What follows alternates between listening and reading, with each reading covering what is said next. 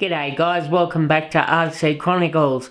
Today it is part 3 of my Wltoys 144001 on-road speedrun car build. Let's get into it.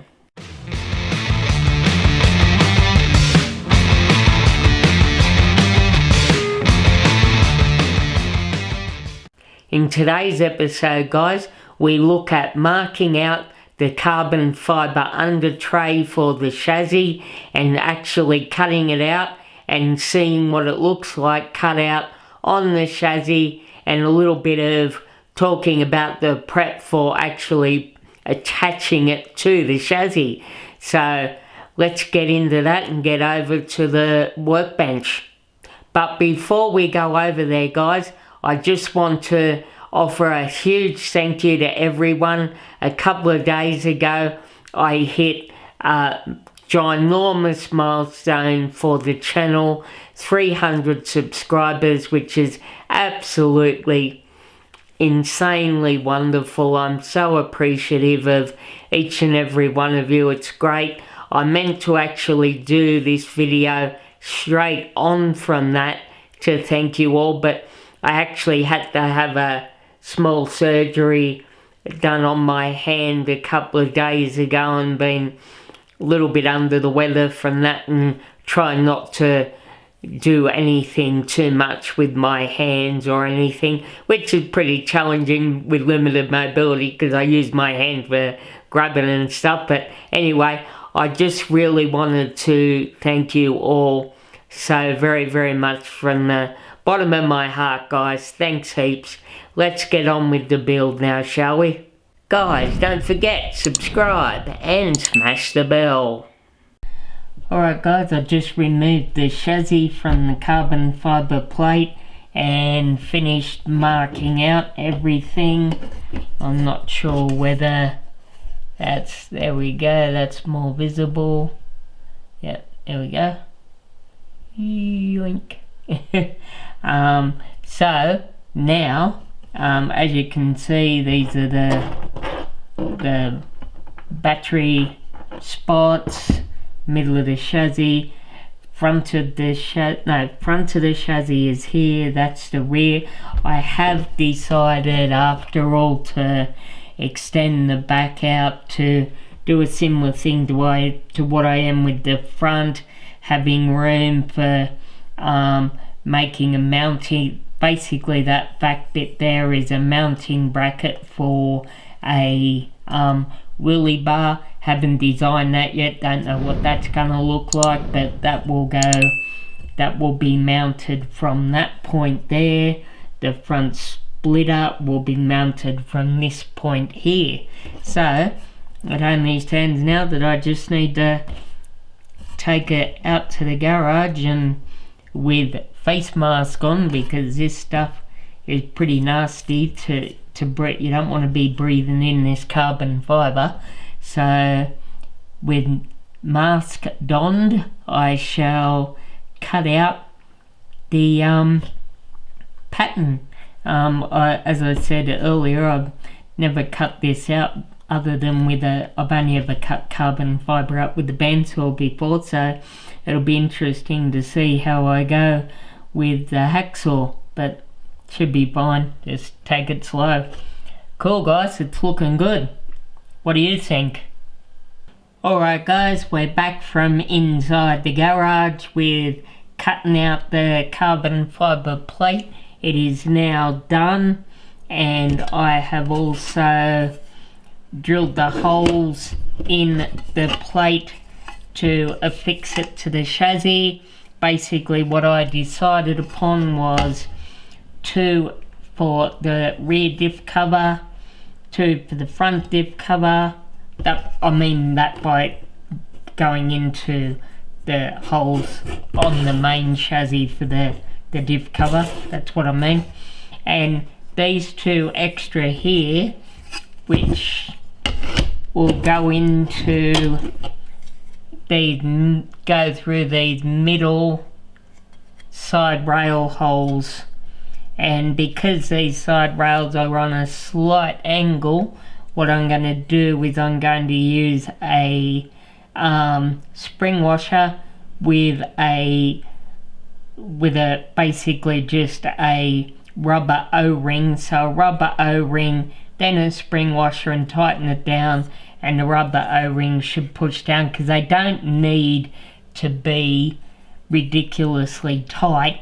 Those are more just support ones to be basically under the area that the batteries are gonna sit, so just so there's no sag or anything like that. Not that I don't think the carbon fibre is gonna sag in any way, to be honest. It's pretty rigid, and it was, once I got the right tooling to cut it, I started with hacksaw, and the blade wasn't that great. The teeth per inch were a little bit too big, and it was taking ages, so I then went to just got the Dremel out and cut it out with the Dremel, and the drilling was beautiful. This stuff drills really nicely, doesn't grab or anything, and doing the countersinking was no issue either.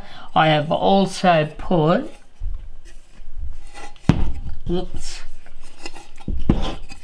destroy it before it even goes on the car.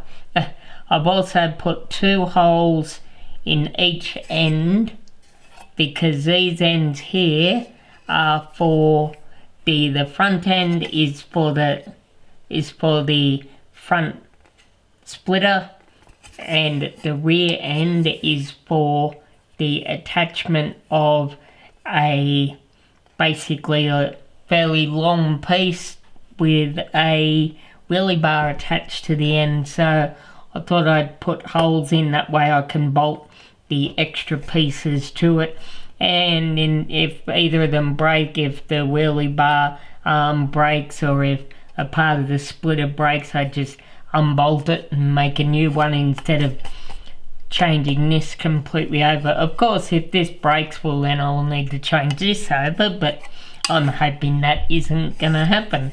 But so there you go, guys. The next step is to actually start putting some stuff back on the chassis. Now I need to make sure that everything is located on the chassis that needs to be screwed in from the bottom before attaching the plate. This seems very obvious, but I can see me forgetting and messing it up, so I'm keeping it in my head, because once it's put down, I'm not going to be able to access the screw holes anymore, only the ones that are actually going to attach this to the chassis. So everything needs to go on first, like the rear gearbox, the front gearbox, the motor mount, the servo, the front steering, up that the rods that come up, they need to go back on, and that's probably real. Oh, and the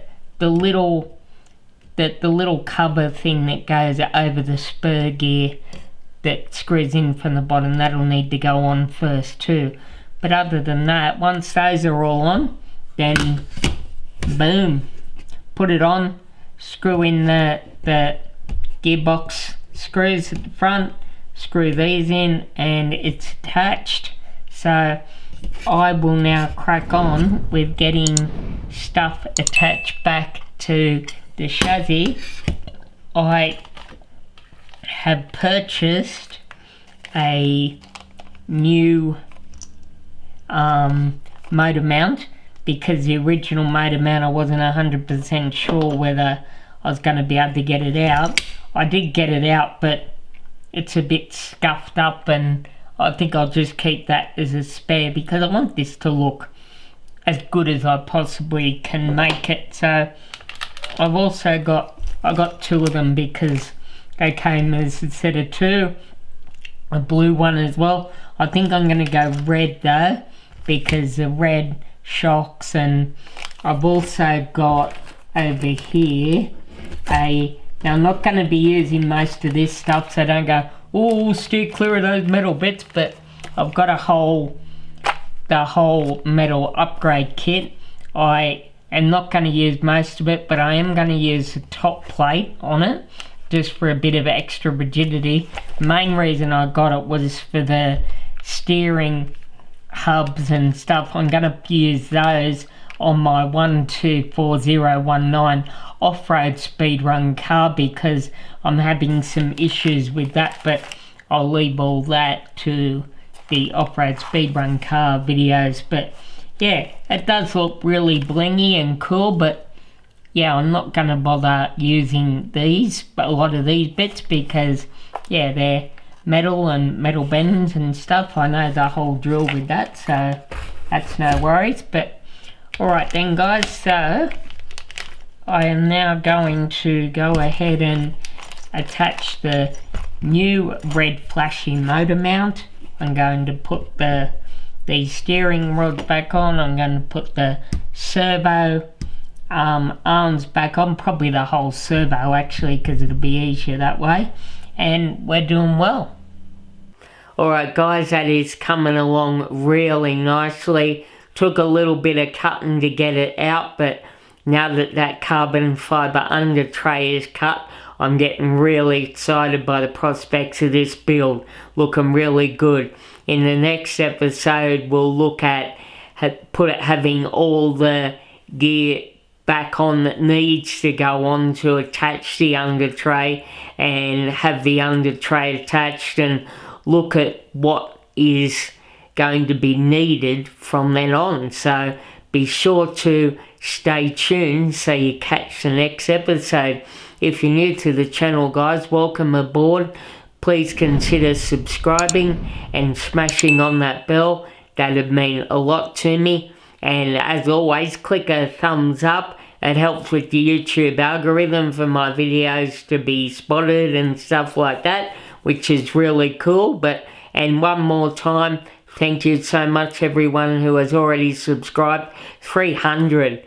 Awesome. That just blows me away. I love it. Love doing all these videos and chatting with you about what I do. That's my thing. Chronicling my journey back into RC. So I'm glad some of you enjoy chatting with me and journeying along the way with me. Many adventures to come guys. But anyway, no more waffling. I'll wrap it up there. I'm Matt at RC Chronicles. Catch you later guys.